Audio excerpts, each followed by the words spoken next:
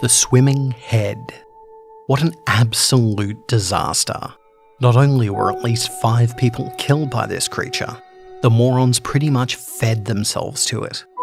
As if that wasn't bad enough, the idiots live streamed the whole thing. Does anyone know how much money it costs to bury this sort of incident? To frame it as the most creative suicide cult of the modern age? No?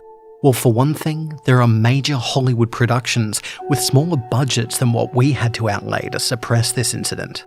This is an official recounting of the swimming head incident, which took place in New York during the winter of 2018. A massive snowstorm had trapped most of the blocks inside, including one artist colony that had moved into a brownstone. The place was full of those creative, quirky types who never liked doing things the normal way. So when one of them suggested making a heated indoor swimming pool in their massive, unused basement, no one had the common sense to realize that it was a bad idea. No, these free thinkers were just skilled enough and counterculture enough to go for it, especially as they were bored and mostly restricted to the insides of the house due to the harsh winter outside. So they started the project of transforming the basement into a pool, posting it online as a constant live stream, showing people what could be done when a group of like-minded individuals align their talents and work together. If that was all they did, the agency would never have needed to be involved, nor would there be any concern about them potentially ruining the foundation of their home. What they didn't know was that there was another chamber under the basement in the brownstone. An old, unused sewer line that used to have water running through. There was also the swimming head, deep in hibernation. The sounds of construction and the flooding of the basement woke it from its centuries-long sleep. And when creatures are done hibernating, the first thing they want to do is eat.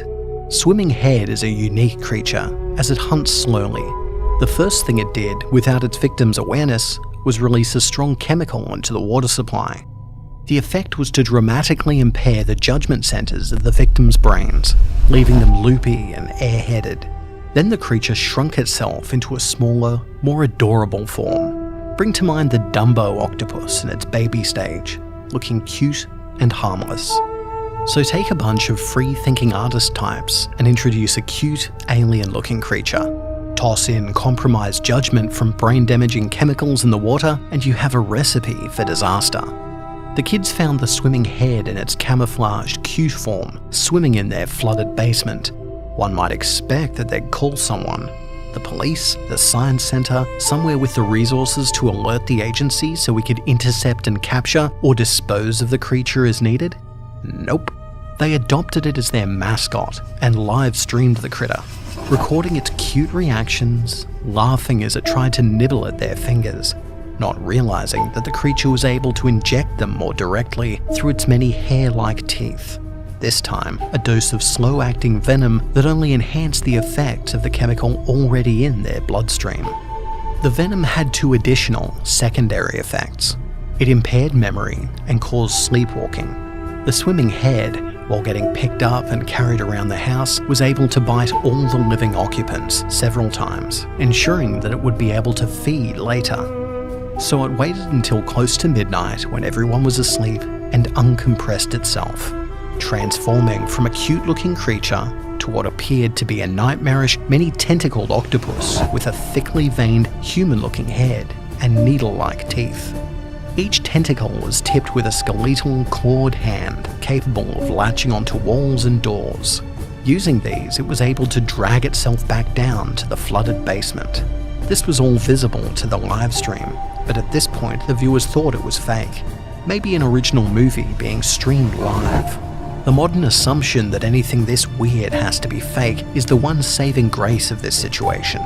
It made it easier to convince the world that this was just a unique suicide note.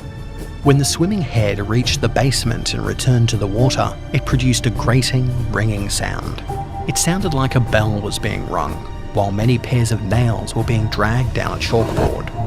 The sound echoed through the house, and something about the sound triggered the sleepwalking effect of the venom for one of the people. They got out of their bed and, in a daze, made their way to the basement.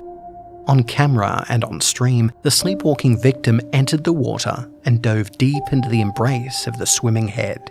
The creature wrapped its many limbs around its victim and drowned them.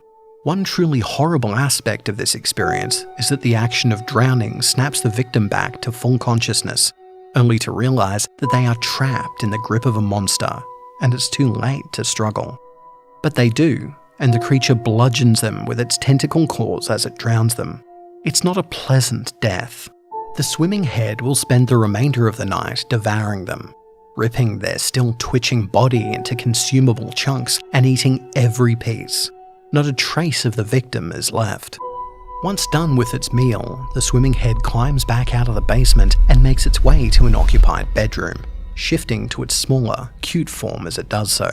In the morning, the others will awaken and not even notice that one of their number is missing. The powerful cocktail of chemicals in their systems is enough to dull their wits, letting them believe that everything is okay. Maybe they returned to their hometown for the holidays on vacation. Maybe they were visiting another country for work. None of them noticed that their stories conflicted or that the victim's property still remained in the house. Wallet, keys, cell phone and laptop were still present in the house, things that someone traveling would take with them. The ditziness kept them from making the critical connection. All the way, they continued petting and cuddling with the cute creature they'd found in the basement. Over the next 4 nights, the same thing that happened to their roommate would happen to them. The creature would wait until everyone had fallen asleep, then transform and crawl back down to the flooded basement.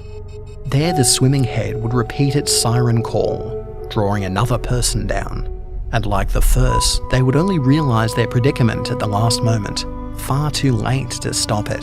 The creature ate well for those 4 remaining nights. Finally, when there were no more people to eat, the swimming head made one last change into a cocoon-like husk. It would do something to drain the water from the basement and follow the water into the water pipe that the housemates had tapped to bring water into the room. Then, it was gone. At that point, the house was empty, the equipment was still playing live, and the agency was able to arrive just in time when people were starting to think the footage was real. The swimming head has still not been found.